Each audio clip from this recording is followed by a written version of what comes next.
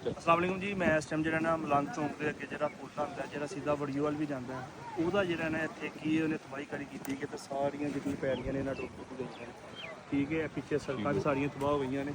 उस तो बाद पुल टुट गया जिसकी वजह परले लोग परले रह गए हैं, उरले लोग परले रह गए हैं। लेकिन हजे भी जो खतरा है क्योंकि बदल बने ने तो पिछों पानी भी जो इंडिया ने धरातल छड्डिया लिहाजा फिर भी जो वो परहेज़ करो क्योंकि लोग इस टाइम बड़े बेचारे परेशान ने कि कोई कारोबार नहीं होता पाया। अगे जाके दिखा सारा सीन अगे हो फुल अगे अब हाँ पानी अगे हो